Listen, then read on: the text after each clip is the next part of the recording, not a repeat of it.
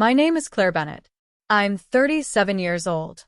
I'm happily settled now, having married into a wonderful, supportive family. One evening, as I relaxed in the lobby of a luxurious hotel, my ex-husband, Nathan, suddenly appeared. His sharp voice broke the calm atmosphere, mocking my simple lifestyle in a tone dripping with superiority. He boasted about his new wife, none other than the daughter of the president of Wellington Enterprises. Nathan's laughter filled the lobby, proud and smug. The name Wellington Enterprises immediately caught my attention. I knew that name, but it took a moment for it to click. Nathan continued bragging, unaware that instead of envy, I found his arrogance amusing. For context, Nathan and I had once been married.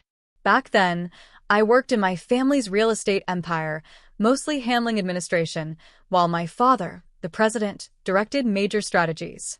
Being an only child, I was expected to take over the business someday. Even with that heavy future, I balanced my personal and professional life carefully, especially around Nathan. Nathan had finished high school and worked for a moving company, a physically demanding job I respected. To avoid making him feel insecure, I rarely mentioned my university degree or my role in the family business. We met during college. He was helping a friend of mine move. Initially, he liked my friend, but after she turned him down, he and I got closer.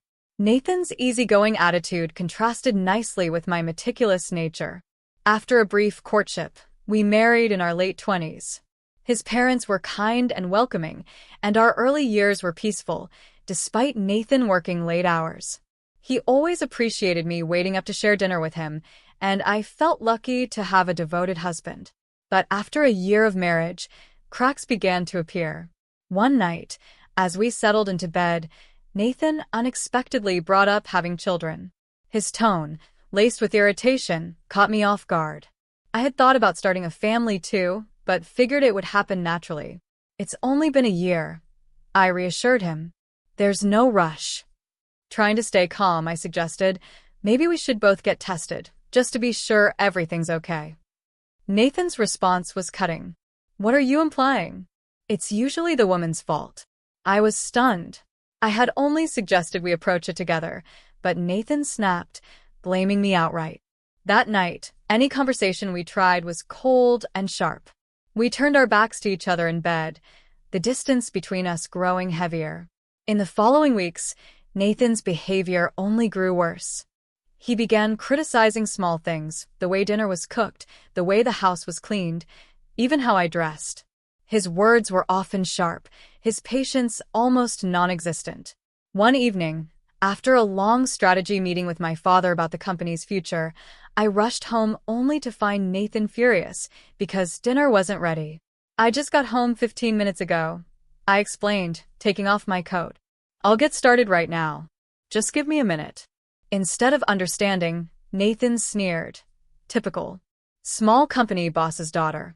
You think the world owes you something. He didn't realize that my family's business, Bennett Real Estate Holdings, had hundreds of employees and managed billions in assets.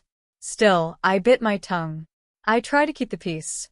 Offered him a drink to relax, cooked quickly, and ignored the way his cold glares dug under my skin. His drinking increased too. It saddened me that our marriage seemed to survive on his evening alcohol. I hated it, but if a few drinks prevented arguments, I endured it. Then came the day I had taken off to visit the gynecologist alone. Nathan had insisted I get fertility testing, but when I asked him to come with me, he refused, claiming he was too busy with work. I sat alone in the crowded clinic, surrounded by couples supporting each other, trying to push down the loneliness in my chest. The tests were uncomfortable and invasive. The doctor said the results would come at my next appointment. Part of me feared what they would reveal. But I was determined. If there was a problem, I'd face it head on. That evening, when Nathan came home, I told him about the appointment. He just shrugged and said coldly, "Figures. If anyone's the problem, it's probably you. Let me know the results." His complete lack of empathy broke something in me. Still, I stayed. Still, I hoped.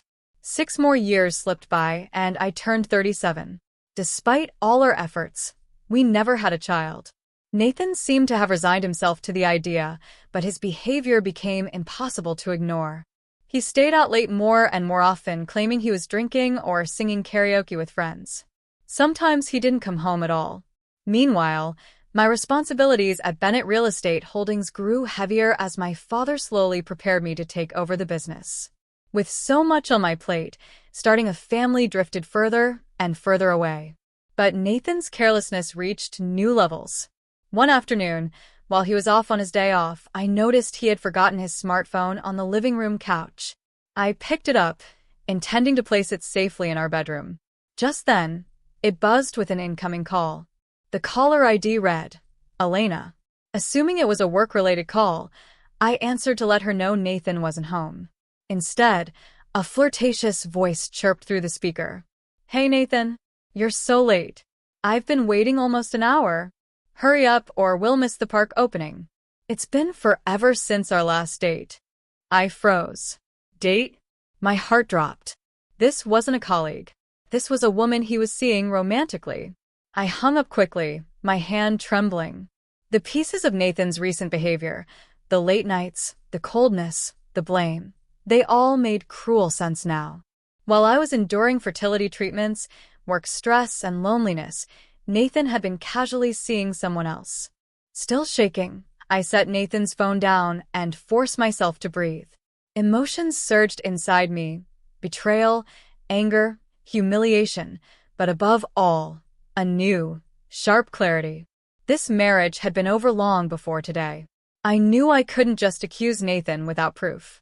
So I carefully unlocked his smartphone. His birth date was his password, and he hadn't changed it. Scrolling through his call logs and messages, I found conversation after conversation with Elena. Flirty texts, plans for secret dinners, even promises of vacations together. My stomach turned with every word I read. Still, I remained calm. I photographed everything with my own phone, making sure to capture the dates and times. Then I quietly placed his phone back exactly where I found it, as if I knew nothing. For the next month, I lived in a strange, heavy silence. Nathan still came and went as he pleased.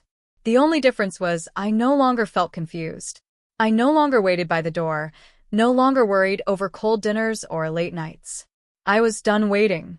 Then one evening, my father called me into his office at the company. He looked unusually serious. Claire, he said, I need to talk to you about something important. It's time to start transitioning the company leadership over to you. My health, it's not what it used to be. The weight of responsibility I had been preparing for all my life now fully settled on my shoulders. And strangely, it felt right. I was ready. That night, as if sensing the change in me, Nathan casually suggested, maybe we should separate. You seem busy all the time. I didn't even blink. Yes, I said immediately. Let's divorce. Nathan was taken aback. Maybe he expected me to beg or cry. Instead, I signed the divorce papers he had prepared with a steady hand. As he packed his things, he asked smugly, You sure you can handle the mortgage alone? I almost laughed. He still had no idea about the true scale of my family's wealth. Instead of answering, I just smiled politely and wished him a dry good luck. Nathan moved out 2 days later. I returned to my parents' home, where I was met not with pity, but with overwhelming support. When I explained the full story, Nathan's cheating, his cruelty, my father's face darkened with anger. My mother hugged me tight, whispering, You deserve so much better, Claire. And they were right. I threw myself into my work, determined to heal by building something lasting and powerful, not just for me, but for the future generations of my family. After almost a year of focusing entirely on work, my father noticed how exhausted I had become. You've done more than enough, Claire, he said kindly one evening. Before the busy season hits, why don't you take a trip? You deserve it. Grateful for his suggestion and feeling the heavy fatigue settle into my bones, I decided to take a solo vacation. I booked a stay in Los Angeles, craving a change of scenery, somewhere vibrant, alive, and far from the memories that clung to my old life. The moment I arrived, I felt the tension in my shoulders ease. The crisp coastal air and the elegant, sun-drenched city streets made me feel lighter. Checking into a renowned hotel downtown, I accepted a welcome drink and sank into one of the plush lobby chairs, savoring the rare feeling of peace. That peace lasted exactly 3 minutes, because suddenly, a familiar, mocking voice cut through the calm. "Huh? Claire? What are you doing here?" I turned and froze. There, dragging 2 oversized suitcases across the lobby, was Nathan. And clinging to his arm was a woman who looked barely in her 20s, flawless skin, heavy makeup, a short skirt that barely covered anything despite the cool weather. Nathan swaggered over, grinning arrogantly. Without waiting for me to answer, he said loudly, "Let me introduce you. This is Elena, my new wife. We're here on our honeymoon." I stared at them in disbelief. Elena? The same Elena from the flirtatious phone call almost a year ago. Nathan smirked, clearly enjoying himself. "You're here alone? That's sad," he sneered. Beside him, Elena looked me up and down with a smirk and said loudly, "She looks kinda old, Mason. Let's hurry up with check-in. I don't want to miss the spa appointment." Nathan laughed, not even bothering to hide his amusement. "I'm set for life now," he boasted. "Marrying into money. Elena's father owns Wellington Enterprises." The name clicked immediately, and I had to fight to keep the amusement off my face. Nathan kept gloating. "They even paid off the mortgage on my old house. Thanks for making the divorce so easy, Claire." I smiled calmly, almost sweetly, and said, "Oh, Wellington Enterprises? I know that company." Nathan looked surprised. "You do?" "Yes," I said, my voice light. "They rent one of the buildings my family owns downtown. My father bought it about 2 years ago for, what was it? Around $500 million. Nathan blinked.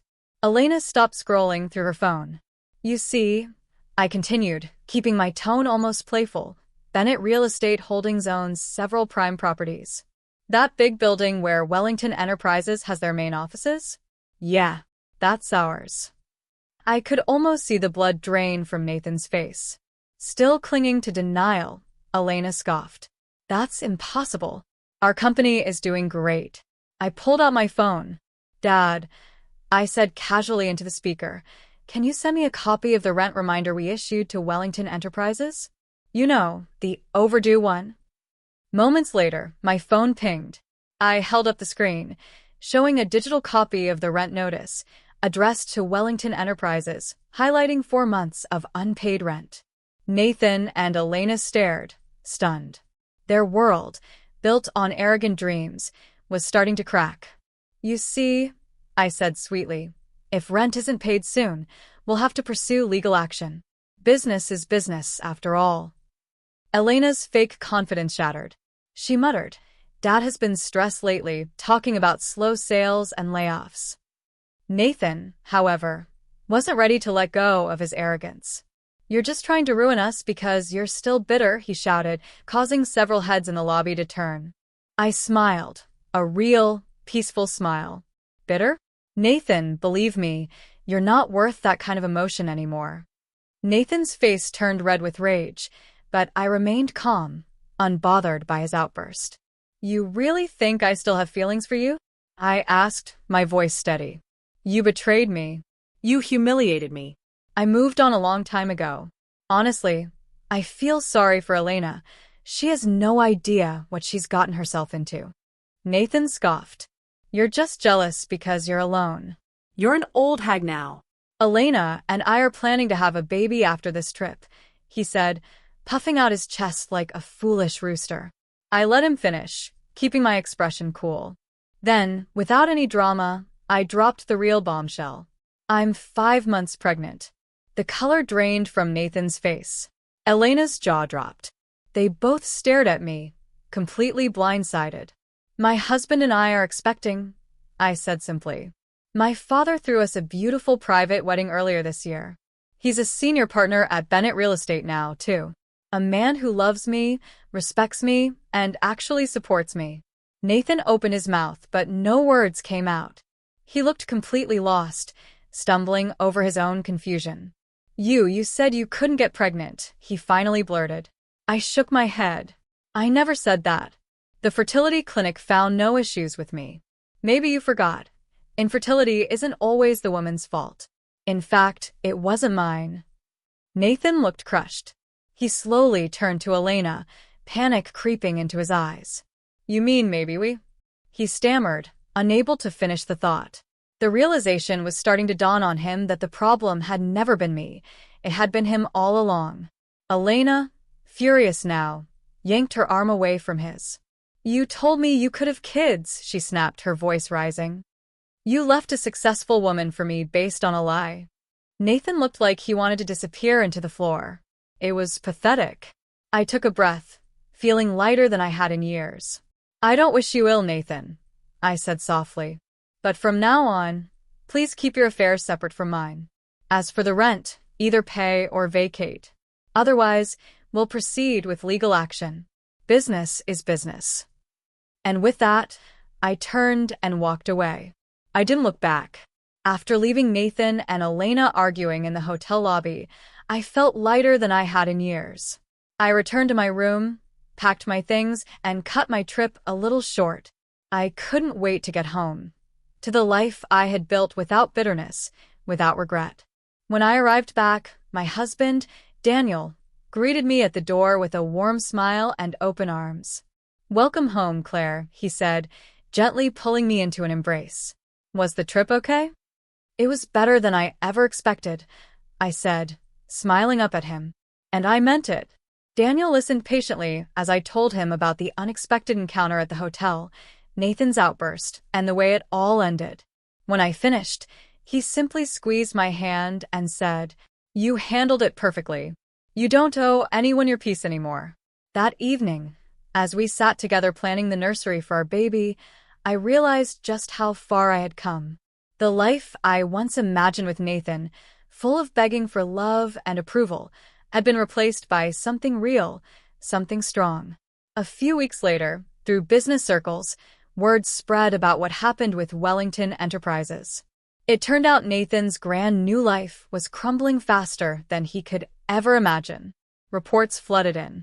Wellington Enterprises stock had collapsed after a massive fraud scandal became public. Elena's father had hidden the company's financial troubles for years, but once exposed, the empire fell apart. The company had been forced to lay off hundreds of employees. Their unpaid rent at my family's building was the least of their worries. Lawsuits were piling up, and bankruptcy was imminent. As for Nathan and Elena, from what I heard, they struggled to even pay their hotel bill. Their dreams of luxury and easy wealth vanished in an instant. Nathan, who once mocked me for my simple life, now faced a future of uncertainty and debt. I didn't gloat. I didn't send messages. I didn't even think of reaching out. Some things in life have a way of balancing themselves without any help at all. I stayed focused on my real blessings. A husband who loved me. A baby on the way. A future filled with genuine happiness and hard-earned peace. Looking back, I realized Nathan had given me an unexpected gift. By leaving, he cleared the way for a life far greater than I could have ever imagined with him. Now, when I walk into the grand lobby of our corporate headquarters, when I sign new deals, when I prepare to take the reins from my father, I carry no anger. Only gratitude. Gratitude for the storms I survived, and for the stronger woman I became because of them. The past was behind me. The future, mine and my family's, was shining ahead, brighter than ever.